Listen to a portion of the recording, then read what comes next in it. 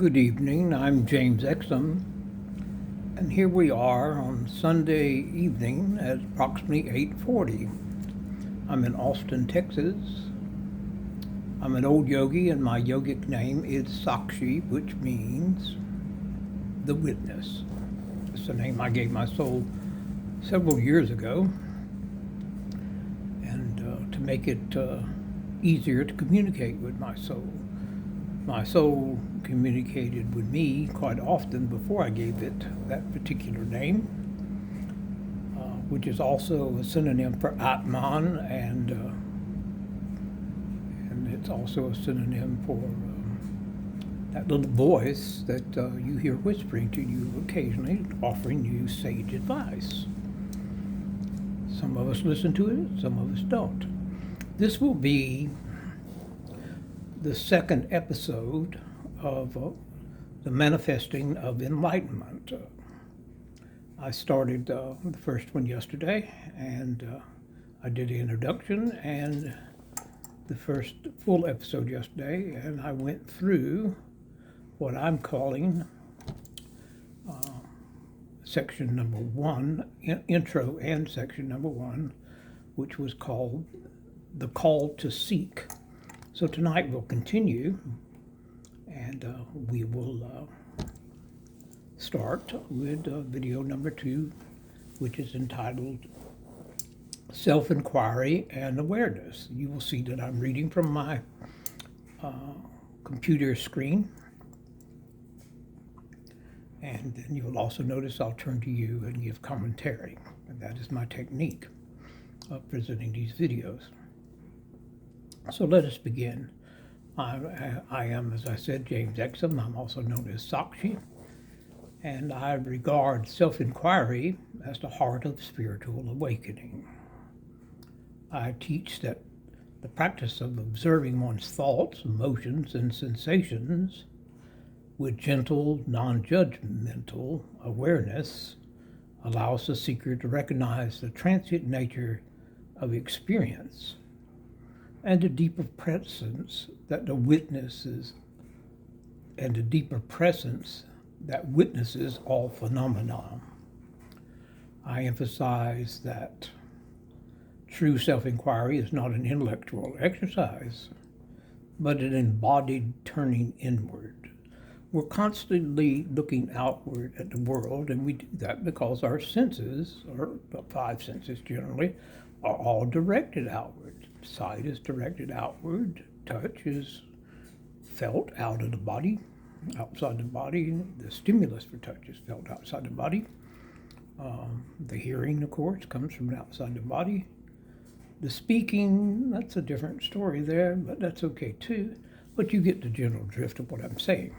This is how the body operates. It's viewing the world through the senses, which go up to the brain. The brain sends them on up to the mind. The mind categorizes them somewhat and sends what it finds applicable to the intellect. The intellect refines the thought pattern and recognizes certain patterns and certain ancient symbols, and gives its interpretation of everything that's incoming. So you have body, brain, mind, intellect, complex, and that's our basic observational platform. Beyond that, of course, is Sakshi, the witness. Now that's the ultimate judge of what we are seeing and thinking and speaking and doing. This is why I hold it in such high regard. The Atman, which is a synonym, as I said, is that spark of the divine. You'll hear me repeat this quite often in my discourses. That's the spark of the divine given to us by the Creator, who is Brahman. So you have Atman and Brahman, the higher. Para Atman, sometimes it's the name of Brahman. Brahman has multiple names. And this spark of the divinity is on loan to us from our first breath to our last breath. It's one of the activators of our consciousness, if not our consciousness itself. The consciousness itself. It's definitely a conscious element in our earthly experience. So I emphasize that true self-inquiry is not an intellectual exercise, but an embodied turning inward, a direct exploration of who am I, or in this case, who are you? It's a good way to begin if you're getting into yoga philosophy. That's probably a good first question for you. Who am I? Not necessarily what am I seeking, or who is my guru to be, or what book should I read next? A lot of yogic wisdom comes not from reading, even though I've obtained quite a bit from that source, but it also comes from self-inquiry. And self-inquiry gradually dissolves the illusion of separation. Separation from what? Separation from Brahman. An old yogi like me and practitioners of yoga philosophy come to the realization eventually that the creator, the cosmos, the galaxies, the constellations, all the star systems, then going down to the individual star system with its satellites, which is our solar system, and then third from that sun is our Earth with its moon, which is a satellite. And then we come down to the Earth itself, and then we come down to the inhabitants of the Earth, which are we, the human beings, plus all the other living creatures and things that exist under the umbrella of nature. So we're not separated from any of those. Like I said, we have a soul in us, and it's a divine spark. So part of us is God, and part of God is us. In this view, this inner observation is both liberating and compassionate, revealing that our deepest nature is spacious, peaceful, and entirely free. Well, that will come with time. You may not necessarily feel that at this moment in your on your path to the understanding of the higher elements of yoga philosophy. I work with a co-commentator, and I'm saying that in the literal sense. There's a pun there.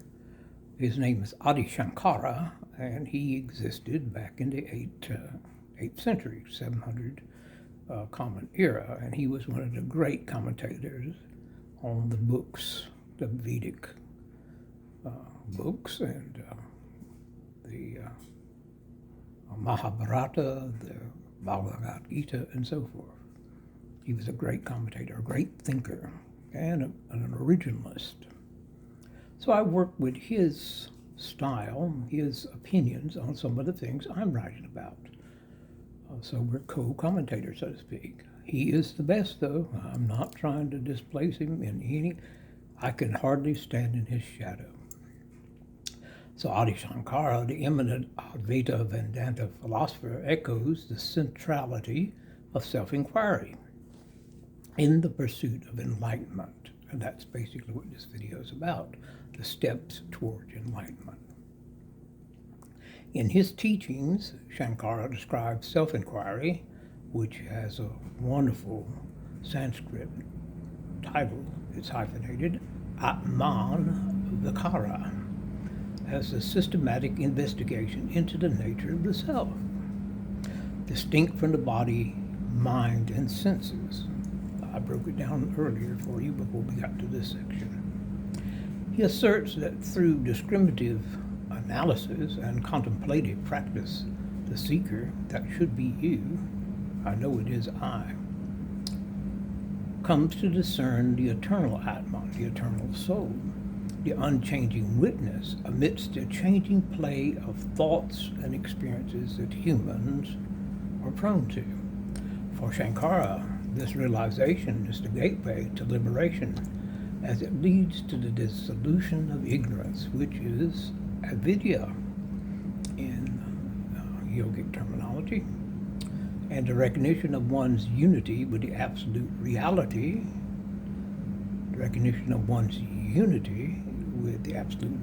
Brahman. Well, I precursored in my ad-lib before we started this section quite a bit of this. So you're seeing it from two different viewpoints. This is Sankara's viewpoint. Both Sakshi, that's myself, and Sankara highlight self-inquiry and awareness as indispensable for the manifestation process of becoming enlightened. Yes, we do. While our approaches reflect different eras and traditions, they converge on the insight that turning inward with clarity and sincerity is the path to recognizing our true nature beyond all limitations. Yes, self-inquiry is foundational to the manifestation process. Through practice such as mindfulness meditation, contemplation, prayer, or your own private way of doing it, the seeker turns attention inward, observing thoughts, emotions, and sensations without judgment. Very important. This cultivation and awareness of the impermanent and constructed nature of the self helps to loosen the grip of ego and habitual patterns. Well, that's the end of the second section of this discourse.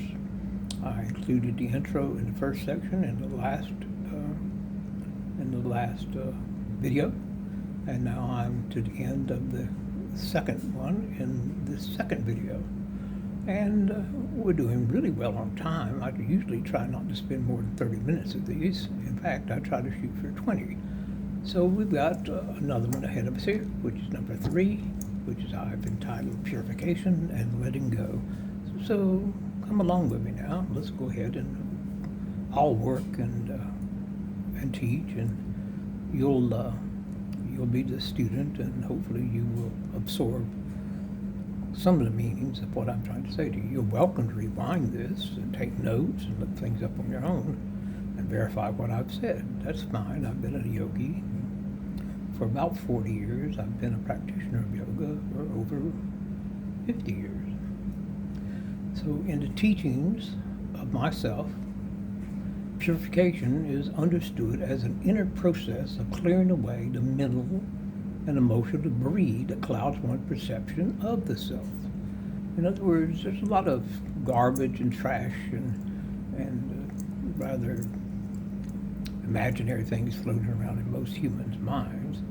And so what we want to do is try to purify that mind by negating things. Negation simply means picking out what is appropriate to maintain and getting rid of the fluff and the trash and the rubbish. And just that way there's room for the induction of new knowledge that is on the positive side and helps towards not just clarification, but enlightenment somewhere down the road. Hopefully you'll reach that point. I emphasize that the true purification does not mean suppressing. This is very important. I emphasize that true purification does not mean suppressing desires or rejecting the world, but rather involves a conscious and compassionate release of attachments and identifications, which no longer serves one's higher purpose. Well, that's a variation of what I just said when I was just talking. I invite seekers to observe their patterns with gentle awareness, recognizing that each fear, attachment, or limited belief is an opportunity for transformation. These things I say, such as letting go is an act of grace, a willingness to trust in the deeper intelligence of the heart, which naturally moves towards freedom and love. Well, that's always true, and I put that in a lot of my discourses, my teachings. I teach also that one surrenders old patterns and the heart becomes more open, resilient, and capable of embracing life's changes with equanimity. all these things I say and have written, I truly believe, not just because I wrote them and I'm teaching them. I believe because I have practiced them, and more importantly, I've experienced the results of dealing with this philosophy for years and years. Like I said, over 50 years now. Now I'll go back to my friend Adi Sankara, the renowned Vedantist philosopher. He offers a complementary perspective to my work. Sankara describes purification, which is chitta shuddhi. Chitta shuddhi, I'll spell that for you, CHITTA hyphen SHUDDHI, as an essential prerequisite for self-knowledge. He asserts that the mind, like a mirror, must be cleansed of impurities. He's always talking about cleaning the surface of the mirror. Well, if you want to truly see yourself, you have to clean your mirror first. I have a habit, now I don't know if it's becoming a habit because I'm doing these videos or not, but I have a habit of always rinsing and washing these glasses I wear, and they're not for looks. I really do need them. These glasses I wear, and drying them thoroughly before I start my videos. And you can see in the reflection, they're very, very clean. And so I polished my glasses, I polished my mirrors, so I have a proper outlook. Well, by polishing your mirror, which you are looking inward at yourself, the reflection you're getting from that inward glance is cleaner, purer, and is not obstructed by any type of problems that throw you off or show something that's not truly there. And by doing this, he says, such as attachment, aversion, and delusion, before it can reflect the light of the true self. Well, I believe this. Sankara prescribes practice such as ethical living, which is yama and nayama in Sanskrit, self-discipline, those are called the tapas, and discernment, viveka, to systematically uproot the tendencies that bind the individual to ignorance and suffering. And basically that's the problem of most humans. They are ignorant and they're suffering because of ignorance. Ignorance is one of the main reasons for human suffering. And as a boy in the Old South, I was born in Southwest Georgia, grew up at Charleston, South Carolina.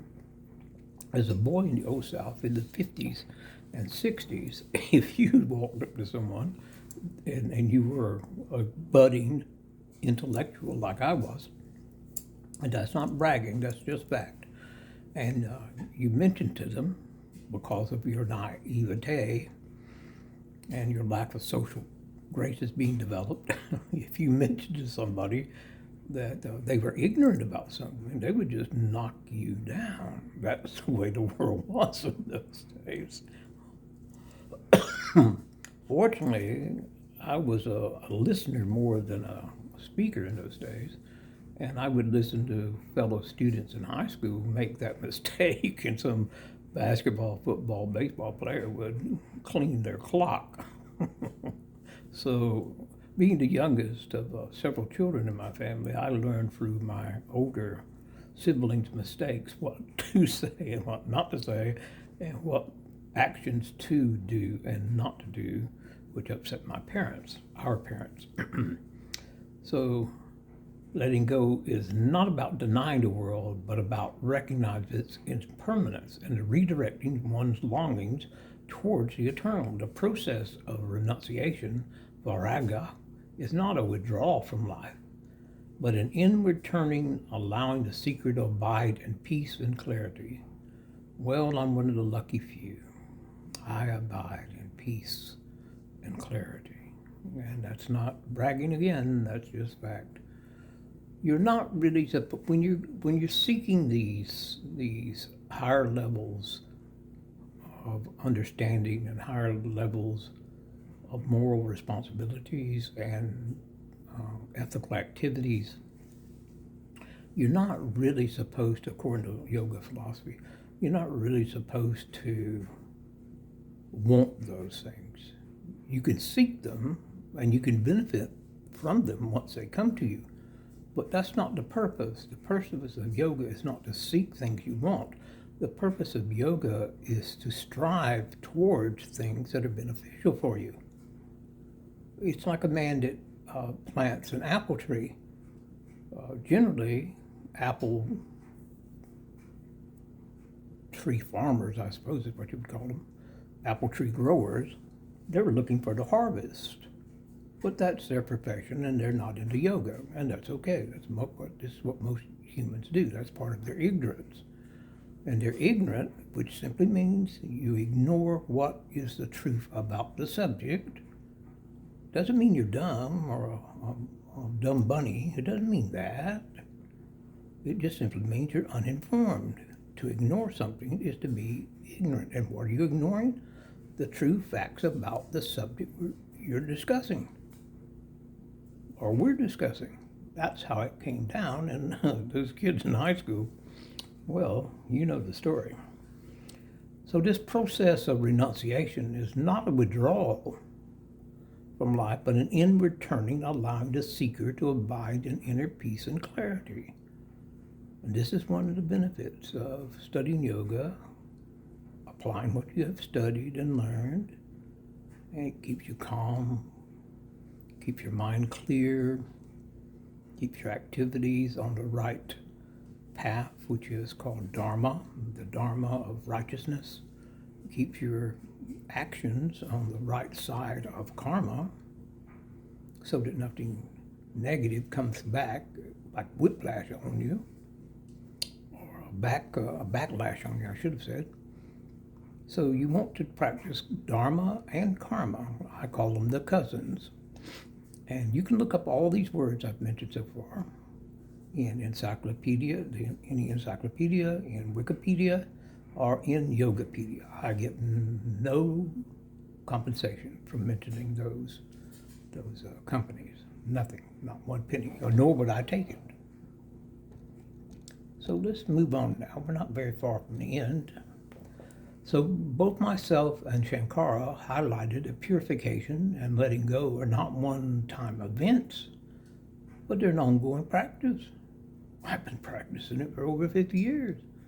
They agreed that as seekers release identification with their transient thoughts and emotions, I should have said we agree.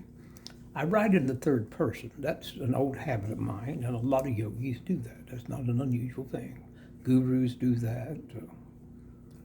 A lot of spiritual writers do that. Now, yoga is not a religion. So when I use spiritual, I mean it in the sense of spirituality, like the soul is a spirit. I'm not talking about the worship of a savior or the worship of a prophet. I'm not doing any of that because I'm not a Hindu. I don't practice Hinduism. I practice yoga philosophy.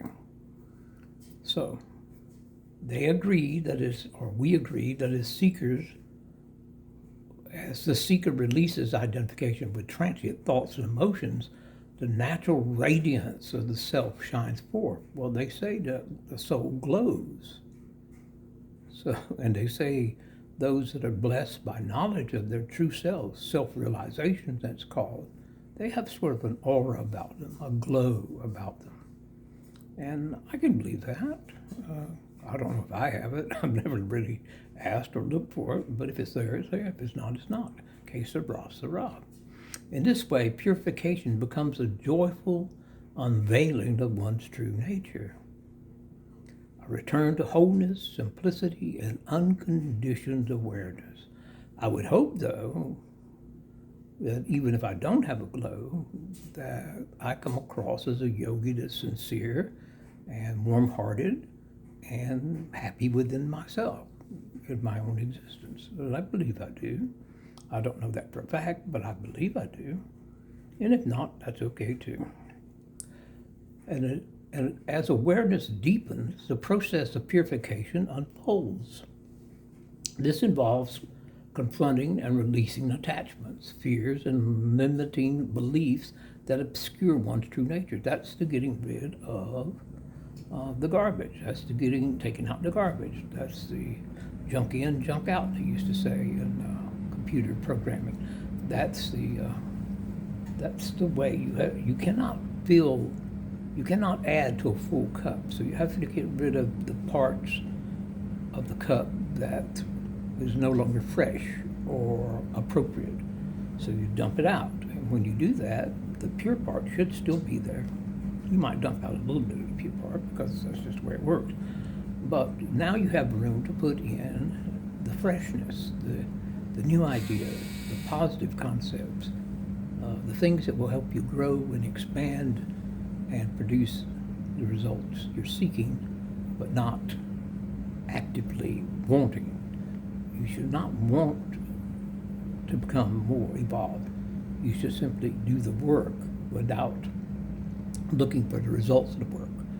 The apple tree grower, because he's into the commercial aspects of human existence, he looks for the harvest. We should not look for the harvest of our work in yoga. We should simply let it come. That is the pureness of being a seeker. And if you're looking for enlightenment, that's okay, but you should not get all excited and happy if you think you're getting closer. You can't do that. And the other saying about enlightenment, if you say you're enlightened, then you're not, because that's pride. And there's no room for pride in enlightenment. Now, I have said a couple of things, and I said that's not brag, that's just fact. You can be factual about what you have gained in yoga philosophy, but you can't brag about it.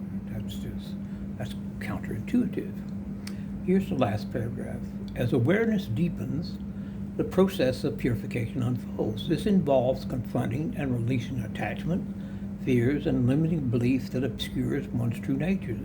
Techniques may include ethical living, self-discipline, and compassion towards oneself and others.